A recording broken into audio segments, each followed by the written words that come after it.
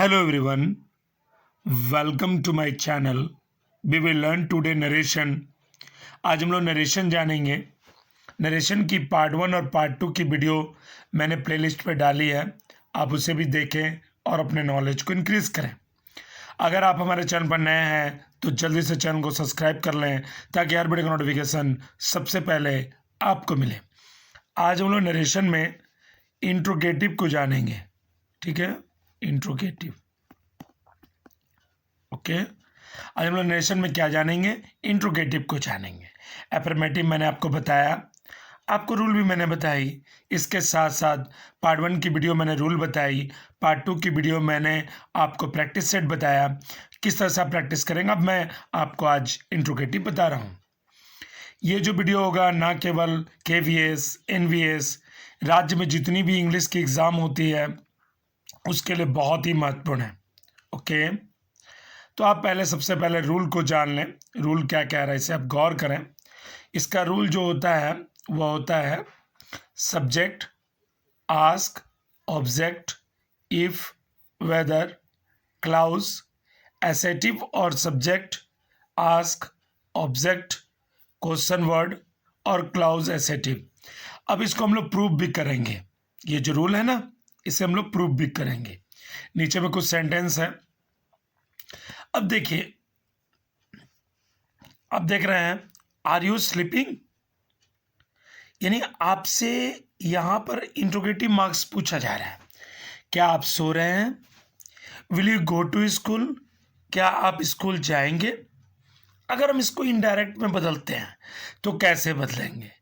Have your friends seen the magic, क्या आपके मित्र magic देख चुके हैं? इस तरह के कुछ इंट्रोगेटिव के एग्जाम्पल रहेंगे, आप इसे भी गौर करें. ओके, आप आगे जान लें.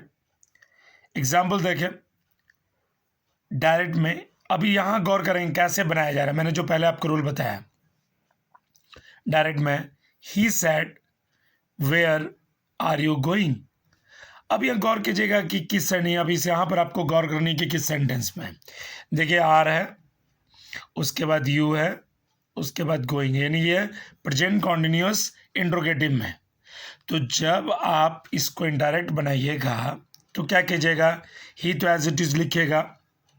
उसके बाद यहाँ पर आप इन्वर्टेड कोमा हटाने के लिए आप सैड के जगह आप आस्ट का प्रयोग कीजिएगा. इंट्रोगेटिव में हमेशा आस्ट का प्रयोग किया जाता है सैड के जगह पर. उसके बाद WH जो होता है ना, जैसे WH जो भी है एज इट इज़ उसको ला दीजिएगा. ठीक है.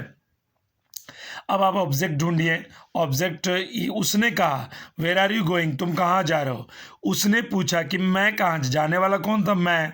यानी जो यहाँ पर जो सब्जेक्ट है वो क्या हो जाएगा? आई. और प्रेजेंट कॉन्टिन्यूअस बदल के पास्ट कॉन्टिन्यूअस में होता है. आप समझ गए, इस बातों से परिचित हो गए कि किस तरह टेंस बदल रहा है. ओके, हम लोग आगे जान लें. अब देखिए अगला एग्जाम्पल किस तरह से बताया गया है. डायरेक्ट में he said to the station master, उसने स्टेशन मास्टर से कहा इज द ट्रेन लेट, क्या ट्रेन लेट है? अब आपको इनडायरेक्ट में बदलनी है. जब तो आप क्या करेंगे, देखिए यहाँ तो इंक्वायरी कर रहा है तो आप यहाँ क्या प्रयोग करेंगे? इंक्वायर्ड का, इंक्वायर्ड ऑफ. आप गौर करें, he inquired of the station master. अब यहाँ आप इफ का प्रयोग करेंगे.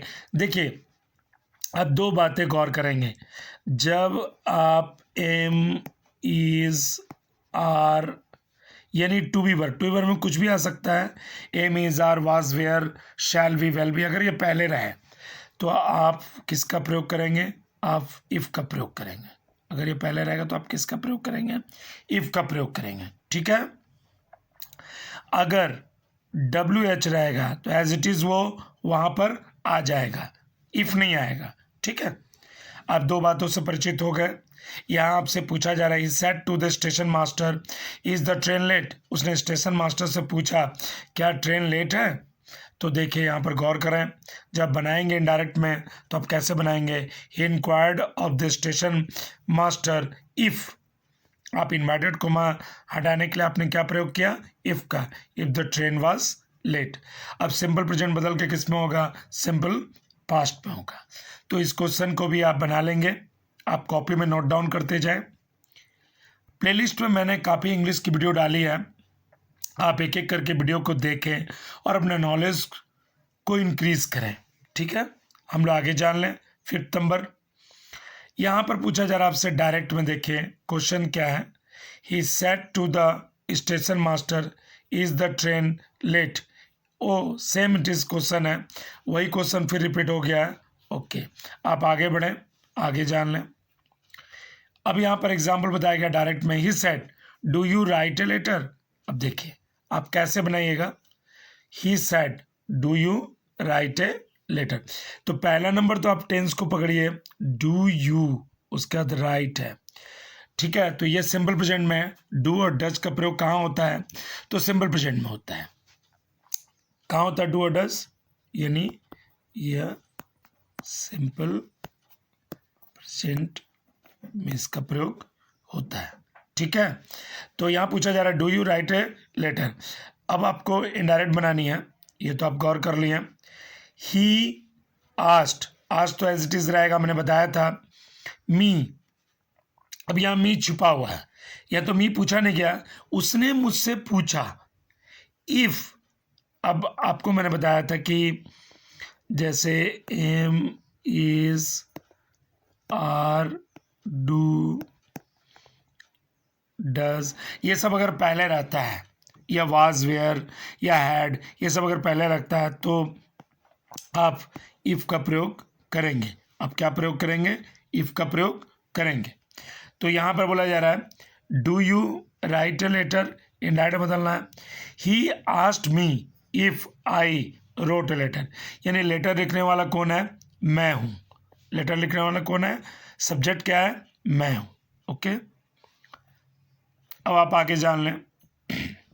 फिर अगेन ये आ गया क्वेश्चन, यहाँ पर आप देखें, यहाँ पर थोड़ा चेंज किया गया क्वेश्चन को, यानी टेंसेस चेंज किए गए हैं। डायरेक्ट में देखें, he said did you write a letter. अब यहाँ देखिएगा गौर की जगह डिड है, और हम लोग जानते हैं कि डिड के बाद सब्जेक्ट आता है और वर्ब वन आता है। ये किसका रूल है, सिंपल पास्ट का रूल है। तो यहाँ पर सिंपल पास्ट आप पकड़ लिए कि किस टेंस में है, तो आपने कैच कर लिया कि सिंपल पास्ट टेंस में है। Did you write a letter, अब आपको क्या करनी है, इनडायरेक्ट में बदलनी है। तो ही आस्क्ड मी, या मी छुपा हुआ है। उसके बाद मैंने बताया था आपको do, does, did, was, were, am, is, are अगर पहले हो तो आप जब इनडायरेक्ट बदलते हैं तो वहाँ आप इफ का प्रयोग करते हैं। इसके बाद आप ये भी समझो, उसने कहा, क्या तुमने लेटर लिखा, उसने मुझसे कहा, यानी लेटर लिखने वाला कौन है, मैं हूँ। लेटर लिखने वाला कौन है, मैं। I had written a letter. अब आपने यहाँ पर हैड का प्रयोग क्यों किया, हम लोग पढ़े थे कि सिंपल पास्ट जो टेंस है वो बदल के होता है पास्ट परफेक्ट में। क्या होता है, पास्ट परफेक्ट टेंस में ये चेंजेस होते हैं। तो यहाँ आपने देखा did you write a letter, indirect में क्या हो जाएगा, he asked me if I had written a letter. Okay okay, आपने यूनिट कंप्लीट कर ली। यदि आपको वीडियो पसंद आया तो अपने दोस्तों के साथ शेयर करें, वीडियो लाइक करना ना भूलें। वीडियो देखने के लिए धन्यवाद।